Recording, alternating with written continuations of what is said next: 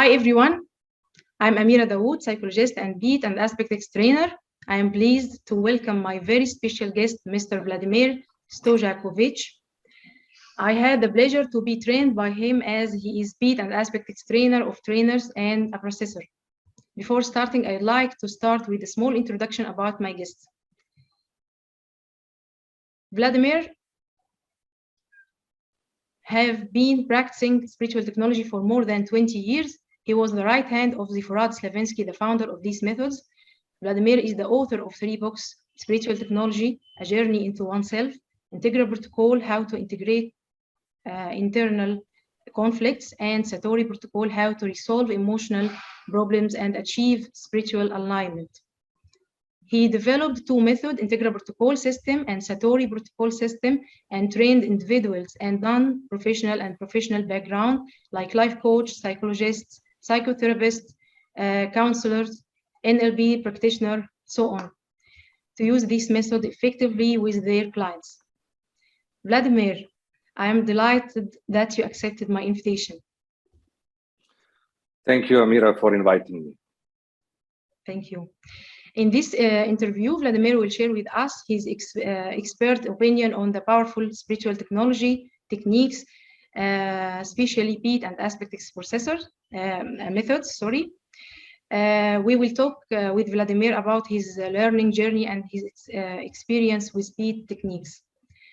The first question is, what is spiritual technology and what is the purpose of this of using it? First of all, thank you for this nice introduction.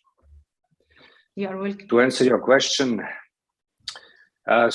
spiritual technology is a group of methods developed by Zephyrad Slavinsky. Its purpose is to accelerate our spiritual evolution. And its other purpose is to help us release our emotional problems. So in short, that would be the purpose of spiritual technology. Okay. What is the definition of PEAT and what is the main idea of PEAT? Well, I am not aware that there is some official definition of PEAT, but we can probably talk about what makes PEAT special, what makes it different from other methods. So its main goal is to help us release our emotional issues. But at the same time, what is special about PEAT is that it integrates polarities. So all these methods from spiritual technology, they all help us release our emotional problems, or what we call mental and emotional charge. But different techniques are different procedures. And what makes PEAT different is it integrates polarities. And what is especially interesting is deep PEAT, which integrates deeper polarities. So those polarities that spontaneously surface during one process. So that's pretty interesting. For example, when I worked with Tony Robbins, in one moment, he told me, for a long time, I was looking for a method that would help me integrate polarities. And I didn't find it until now. So yes, that would be the special thing about PEAT. It does integrate deeper polarities, unconscious polarities that exist on deeper levels of unconscious, and which surface during the process spontaneously. Okay. I know that you have met the famous influencer Tony Robbins 2011, and you trained him to use PEAT and other methods developed by Zephyrad. And since then, you are joining him in his very famous seminar, the Ultimate Relationship Program, and more. Would you tell us more about this experience and how you added value to each other? Yes. So after we did our few meetings online, Tony liked these methods, And then he invited me to participate in his seminars, in some of his seminars. In the beginning, it was in a few different ones, and then I remained as a part of this emotional relationship program, ultimate partnership program. Can't remember the exact title of this seminar. It's all about emotional relationships.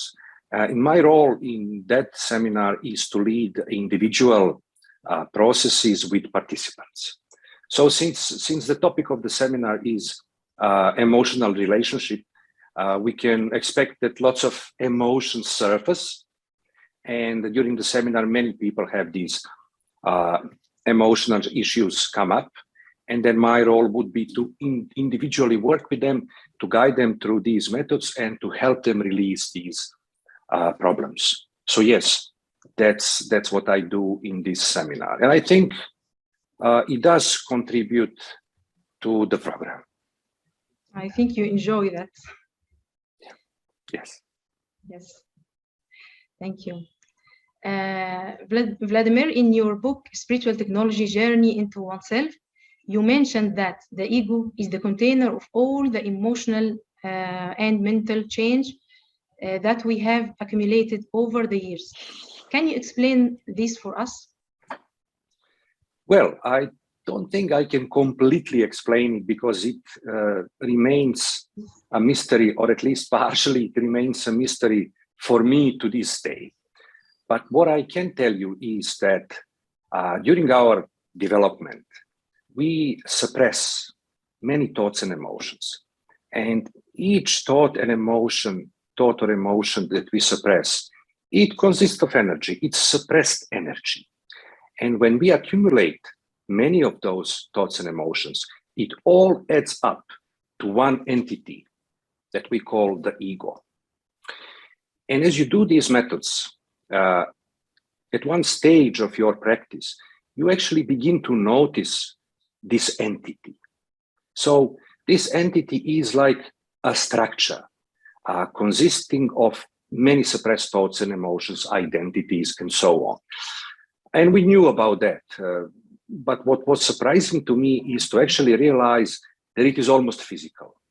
That when you have so much of those thoughts and emotions suppressed, when they accumulate around you, you can almost feel it as something physical. And that was the thing that I pointed out in my book. How that originated, how physical it actually is, it all remains kind of a mystery, but I can tell that it exists. I can tell that like about 25 years ago, when I did processes many hours per day, in one moment I started to detect and even physically feel that entity. Okay, that's nice.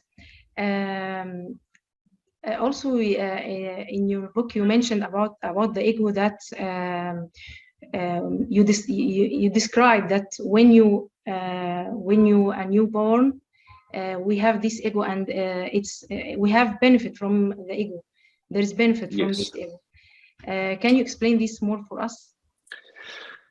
Well, from my experience, this is actually what happens. So we talk about spiritual development, and we often say how there is something which is called true self or true being. And the purpose of this spirituality would be to uncover this true being, to uncover this natural state, the state of enlightenment, even though that word is not really suitable, but I use it because everybody knows what it means. And the question is, if this state of enlightenment, if that is our natural state, how come we are not in our natural state? How come we have to do the spiritual methods in order to experience it? And the answer to that would be because we have something which we call the ego. And what is ego? Many people in spirituality almost consider it as like bad luck or some punishment or something. but that's not what it is from my experience. So the ego is an evolutionary device that has a certain purpose. And the purpose of the ego is for us to become aware. So if you compare an adult and a baby, essentially, they are consciousness. Essentially, they are the same. However, there is one difference. An adult person is self-aware. Now we can sit and talk about various things, and a baby cannot do that. And this awareness is the result of the ego. So they say that when a baby is born, baby lives in some kind of oneness. It's like an ocean of existence. And the baby does not differentiate itself from the rest of the world. It doesn't differentiate itself from parents or from anything else. And the baby has a drive to become aware. That's this evolutionary drive that we all have. So the first thing that that baby does in order to become aware, it separates oneness in two. It creates the first polarization, which is me and non-me. Me as opposed to everything else. The purpose of that is to be able to perceive itself. And through perceiving itself, it becomes aware. So, you know, there is this famous Lao Tzu, Chinese Taoist from centuries ago, and he wrote this book, Tao Te Ching, and in one of the sutras, he says, from one, two is created. From two, 10,000 things are created. And this is what we are talking about. So this baby lives in the state of oneness. And then the baby creates the first separation. That's two. To me and everything else, non-me. And then both sides multiply. So what happens is on the me side, we create various identities like I am consciousness, I am body, I am energy, I am male, I am female, I am superior, I am inferior. Many, many identities are created. And also many impressions about the rest of the world is created, about the parents, about life, many, many impressions. So when all that adds up, that's what we call the ego. That's how this energy entity that we talked about is created. And the purpose of the ego is for us to become aware. Now this baby has something to perceive me and to perceive non-me. And through that perception and through interaction of me and non-me, awareness is developed. That's how we become self-aware. I think scientists say that we are about 2 years old when we know that when we see ourselves in a mirror, we know it's me. We know it's not someone else. Okay, so in one moment, we develop this self-awareness and the personality keeps developing. And once we are an adult, after puberty, we are fully, of course, aware. And what happens at that moment, we do not need the ego anymore. It fulfilled its purpose. But we cannot just get rid of it because we are identified with it. I perceive that's me. It's a false self, but in my perception, that's me. So that's why spirituality was originally created in order to help us release the ego. Yes. So now I gave you a long talk, but I can't remember what was your original question. So yes, you already answered the question. It was about the ego, and I like the way you write in your book, your talk in your book about the ego and from where it comes, and that we should after that try to manage it because it's the reason of all of our problems. Yes, so the ego itself, you know, the initial separation, the initial polarity was a conflict, me and non-me, one split in two. And then, as Lao Tzu said, from two, 10,000 things are created. So there are many, many identities on one side and many identities on the other side and impressions. And it's a conflicting structure. In itself, ego is consists of various polarities or conflicts, if that's how you want to call them. So that's why integrating polarities is important. And when you have these internal conflicts, they create negative reactions. So that's why we have negative reactions continuously. So if, let's say, an internal conflict is pretty much the same as an external conflict. So if you imagine a child whose parents are arguing, and the child supports the mother, and what will happen, the father will have a negative reaction and the child will have a problem. One parent is angry with him. And then tomorrow the child changes and now supports father, but this time mother will have a negative reaction. So the point is, whichever side is being chosen by this child, he will have a problem, okay? The same thing happens with these internal conflicts. We have two opposing forces within ourselves. We like to use that example, let's say, love and freedom, okay? And if a man says, well, I don't want to get married because I will lose my freedom, that basically means he has a conflict. He perceives that he can only have one or the other, okay? So if he supports this pole, which is love, he will have a relationship, but he will feel that he lost his freedom. And then on the other side, if he gets out of that relationship, supports the freedom side, now he will be free, but he will suffer because he perceived that he cannot have a love at the same time.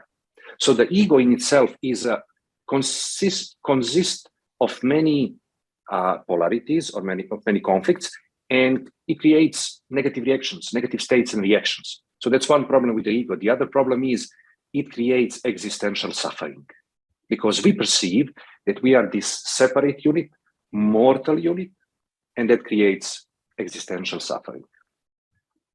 Okay. Then, Vladimir, we want to talk about the spiritual development and problem solving.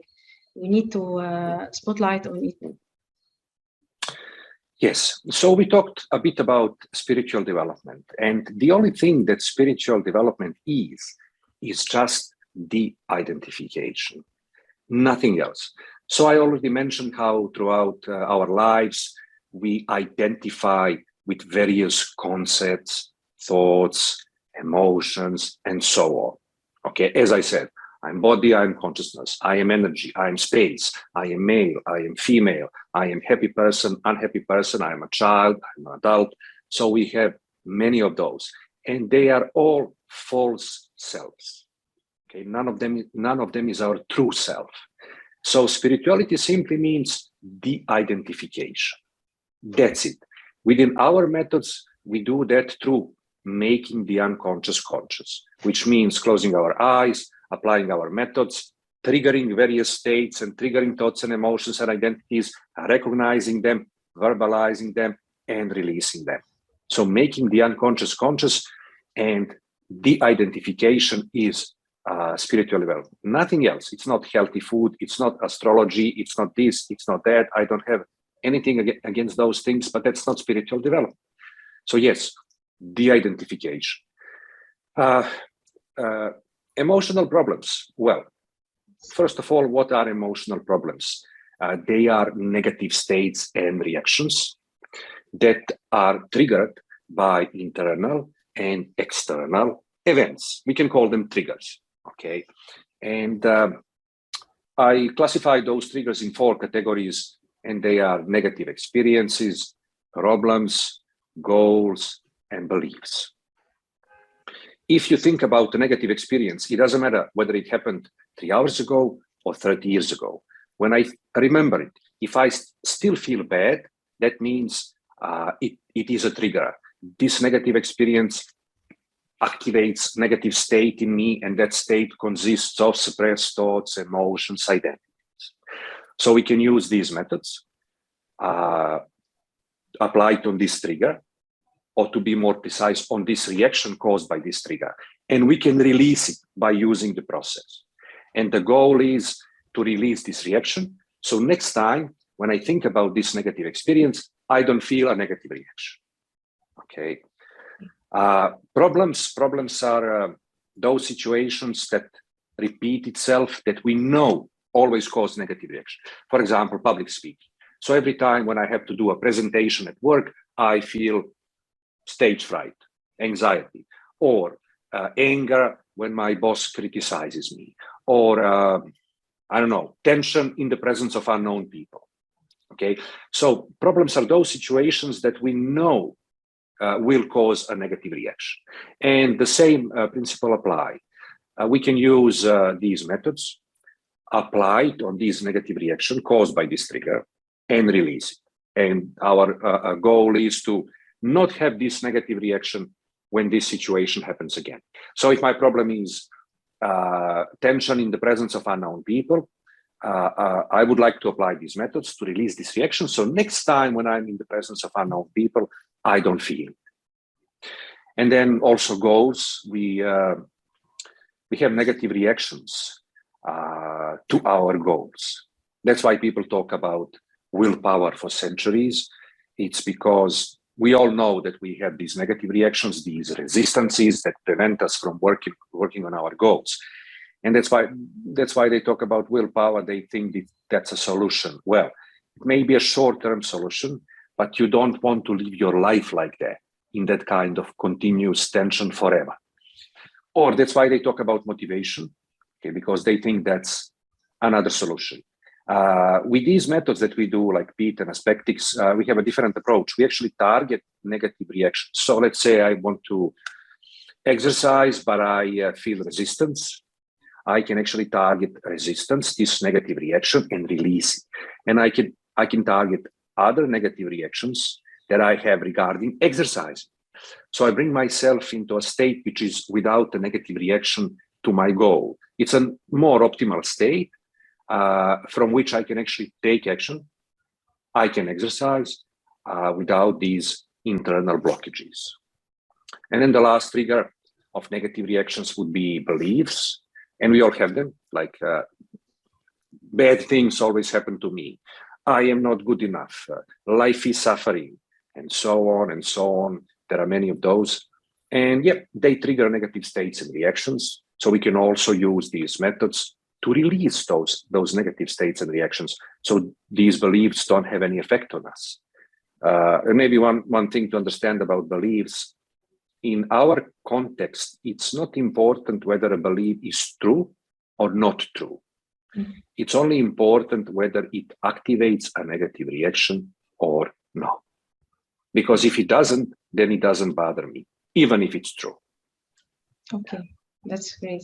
Thank you so much. So that would be a work on emotional problems, basically identifying triggers, applying methods on those negative reactions, releasing those, and yeah, freeing ourselves from those reactions.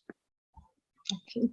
I remember that while I was taking the course with you, the Aspectics, you make a session for me about a goal. It was writing my first book. It was from 1 year, and I start to write my book when you remove this charge around the goal. So yeah. Yes, it's working very sure. Okay, let's choose another question.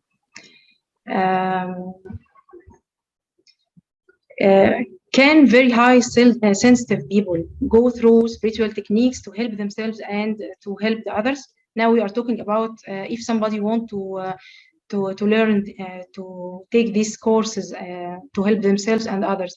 The high sensitive people can go through these techniques, or it's difficult for them? No, they can go through these techniques. And I think the answer is pretty easy. It's yes. I don't see any reason why sensitive people wouldn't be able to do these methods. Okay. Is it easier to make sessions to somebody else than yourself? Okay. So if you do this on yourself, after a few times, it's a routine. Why? Because you are just one client to yourself.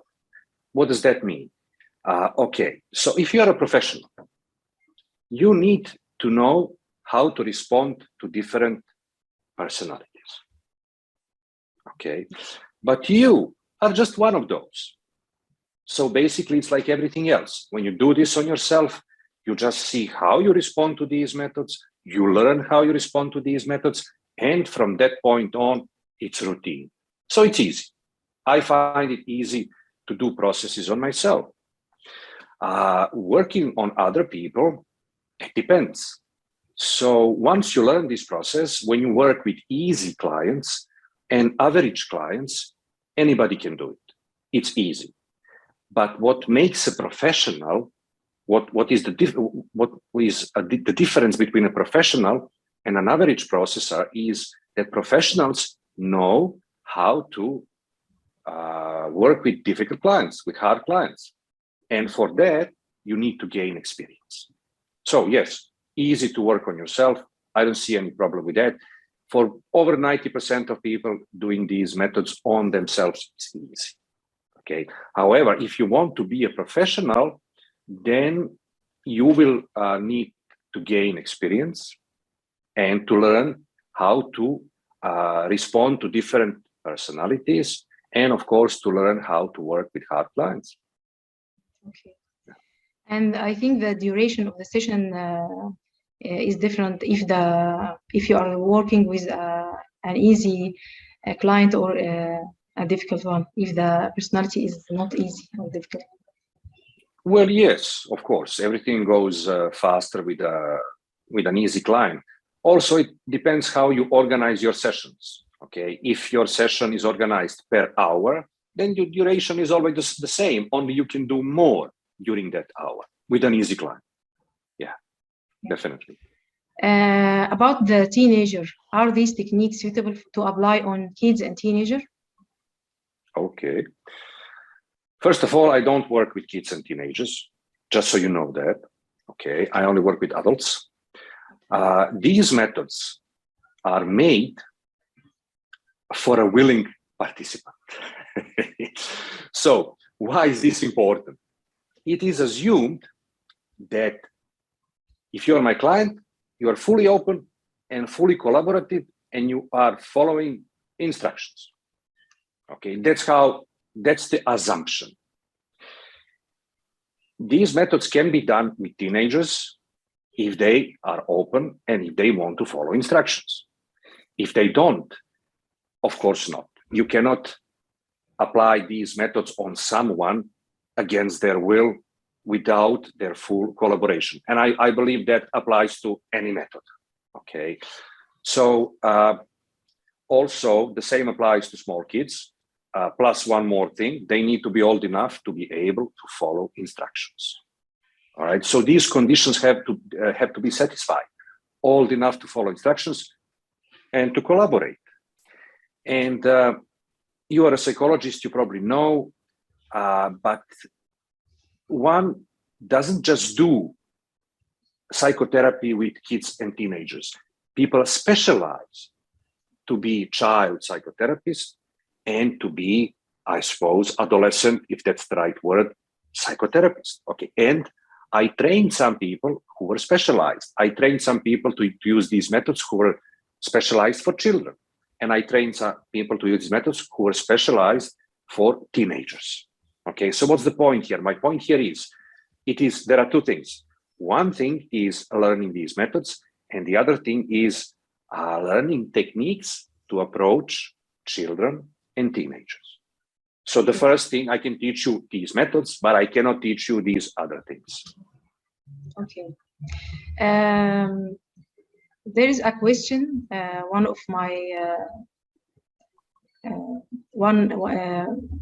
my clients was asking that some clients have really big trauma, a big problem to connect with their emotions. How can we deal with such cases? Is there specific techniques for such cases? Okay. First of all, there is no such thing as connecting to our emotions. We either feel them or we don't. Okay. When you say connecting, it sounds like a process that has like 10 steps. It's almost like you have to open one door, go through a corridor, open another door. Of course, it's not like that. They only need to be fully aware of their emotions, Yeah. unless they are dissociated.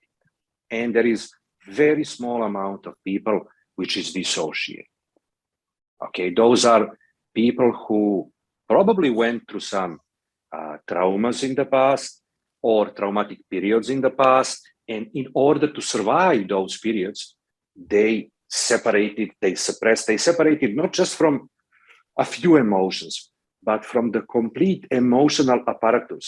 They completely separated. And then they went through that period, but then they remained separated.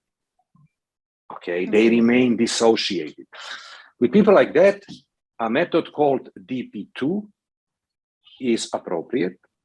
Okay, I managed to help a number of people with this method. This method, okay, the thing is that when they are dissociated, they don't feel their emotions, they only feel body sensations. Okay, why? Because they are deeply suppressed. And once you suppress thoughts and emotions, the only level on which they can manifest is the body. So it's typical for dissociated people to have lots of body sensations, but when you lead them through the process, they don't have thoughts, they don't have emotions.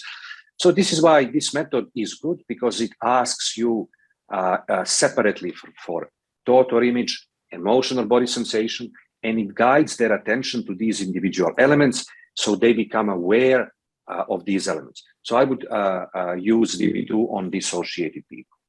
Okay, but let me just point out, often people don't know how to use these methods. Okay, and they say the client cannot connect, cannot feel their emotion. That's not true. In my experience, there is a very, very small amount of people who are dissociated. And if they are truly dissociated, then you can use DP2. One good strategy which I used was to teach them DP2, to give them the method, and to tell them, do this every day. Do this every day for 2 weeks. If you do it for 2 weeks, call me. If you don't do it for 2 weeks, don't call me. So this strategy is good because they need to invest effort to associate. And it can only work if they are willing to do that. So that's one thing to keep in mind. The other thing to keep in mind is very often people say they cannot feel their emotions, but that's not really true. Okay, that's not really true. And there are a few mistakes that people are making. I don't know how much technical you want me to be in this conversation, but there are a few things that people make when doing the process. Okay, especially in the beginning of the process when they ask the client to feel the emotion which is being triggered. Okay. Yeah.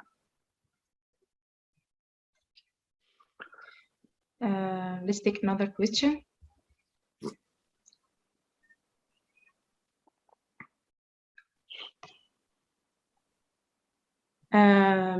Is there any techniques? I would like to know which technique are preferred for obsessive compulsive disorder, OCD.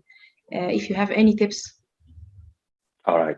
So, okay, here's another important thing that people often confuse. So these methods are made for emotional problems. They are not made for mental illnesses and personality disorders. Okay, that's important to understand because we cannot cure mental illnesses and personality disorders. Okay, if it's a medical issue, we cannot cure it. For OCD, we can use any of these methods. Okay, we can use any of these methods to help them release their emotional problems. But we need to keep in mind that we cannot actually cure OCD with these methods. Okay, so people with mental illnesses and disorders, they also have emotional problems, and we can help them as long as we keep in mind that we cannot cure the illness or the disorder, but we can still help them to release their emotional problems and to make their life easier. So any method would be suitable for as long as we keep in mind these few things that I mentioned. Okay, got it. Based on your experience, what do you recommend for professors when they treat patients have panic attack also? I think it's the same. I'm telling you the question that my student write. They want you to answer their questions. So yep. Okay, yes. So there's quite a few things. We cannot go into such technical details here, but the first thing that I would do, I would ask the client, what triggers panic attacks? What is the trigger?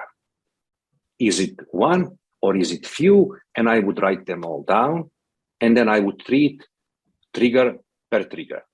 So I had a client and she talked about panic attacks. And then I said, okay, so what is the trigger? And she was quiet for a few seconds. And she said, when somebody talks about death. Okay, that's a trigger. So, then I would apply a process. Close your eyes. Imagine that somebody around you is talking about death. What is your emotion? And then we apply the process. Okay, so that's what I would do. That's the first thing. Definitely identify the triggers, one or more, and then apply processes to these triggers individually. Okay.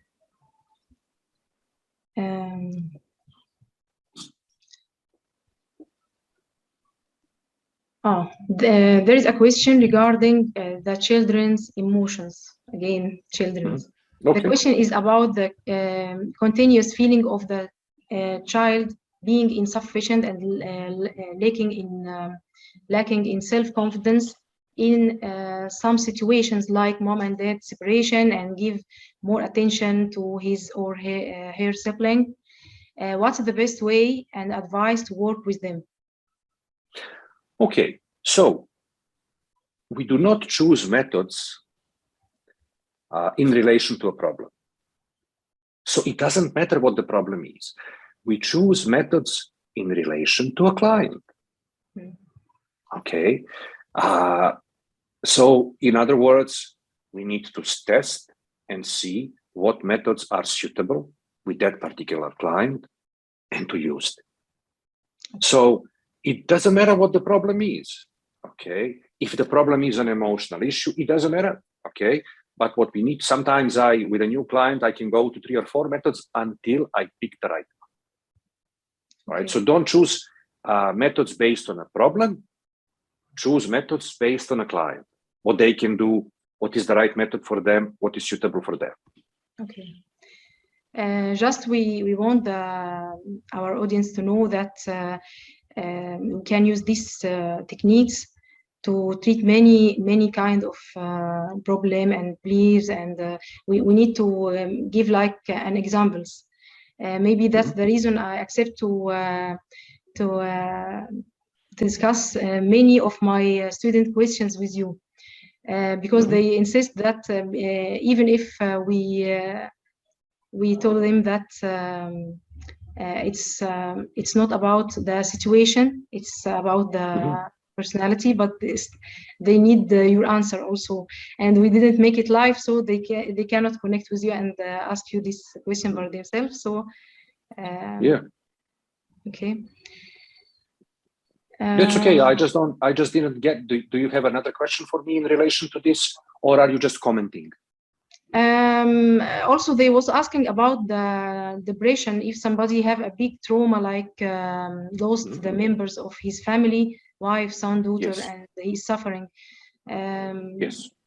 Okay, we can use this. Yes. Sure, yeah, of course we can. I did that many times. Okay. An important thing is not to push the client. Okay. In some methodologies, they ask you, feel it stronger, feel it more, feel it stronger. That's not very smart, especially for traumatic situations. Okay.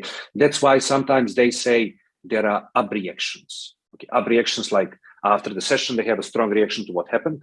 Okay. That doesn't happen if you do it correctly. What is correctly? Don't push the client. If there is a traumatic experience, you just say, close your eyes, think about that experience. What do you feel now? And accept whatever they say and do the process. Don't ask them to increase the feeling, to go into that situation, nothing. Just go very lightly. When you think, and that applies to a death of a close person, which is something I did I had clients, regular clients, who would come into the regular session crying, saying, my father just died, my mother died. And we did, how can you do a process or anything else when this person is overwhelmed with this one problem? So you cannot just push this aside and do something else. Okay, so yes, it works. But generally speaking, with the death of a close person or any other traumatic situation, don't push. Okay, just say, think about it. What is your emotion? And do it. And then after the process, think about it again. What is your emotion now? And do it again if there is a need. Okay. Vladimir, you are in this spiritual technology from a long time. Would you give us some advice and tips to help us throughout our journey? Okay, so there is only one advice. Do processes as much as possible. Okay. There is no other advice. We have procedures. Okay, we don't have, just a moment. We don't have advices. We don't have mental positions. We don't tell you how to behave, how to think, what to do between sessions. There is no dogma. We just have procedures. And 25 years ago, 30 years ago, I don't remember anymore, I was in a period when I did processes for around a year, like 8 to 16 hours per day. Okay, I'm not saying that you should do that, but the only advice, the only useful thing here is do processes on yourself. Yeah, do process on yourself. And then if you want to work with others, you also have to gain that level of experience. So the foundation is doing processes on yourself every day, at least one process per day. If you don't do that, you cannot become a good professional. So throughout your whole professional life, you have to do processes on yourself, and then you have to do it on others, because that's another level of experience. You need to work with different personalities. Okay, got it. Would you recommend some of the books in spiritual technology for the beginners? Well, I would always recommend books about methods. Start from that. So if you're interested in PEAT, buy the PEAT book. If you are interested in aspectics, buy aspectics book. And then you can start from there. Okay, but the most important thing, again, is do the processes. So start from these technical books. And then once you do processes on a regular basis, then you can read other books which are more maybe theoretical and so on. But I will always recommend start from technical manuals. Yes. Okay. Is there any other topic would you like to talk about before the end of this meeting? Well, there is one topic, but I already talked about it, and the topic is do the processes every day. That's it. Okay. You know, people often want to ask questions, and they think they will ask some very smart questions, and then they will get very smart answers, and then everything will be easier. But you know, the only actually answers that you get is those answers that you find out by doing the process. So how does that work? I had many questions, of course, and the question would happen, the question would come up, and then I was aware of that question. I would not have the answer, and I was doing processes, and maybe 3 months later or 3 years later, I would realize the answer to that question. And that is the only valid and valuable answer. If somebody tells you that, it's not really valuable before it's yours. Okay, so yes, in this discipline, if you want to call it like that, that's the purpose. Doing processes, we should put emphasis on that. Doing processes on ourselves, and that will create confidence. That will create confidence for a professional to actually be a good processor, which is the one who is leading other people to processes, or even confidence to be a good trainer. Yes. Thank you so much. So yes. Thank you, Amira. Thank you. Thank you so much for accepting my invitation. It was an enjoyable meeting, and you shared with us valuable information. Thank you for your time. Thank you for inviting me, and yeah, I enjoyed it too. Thank you. Okay.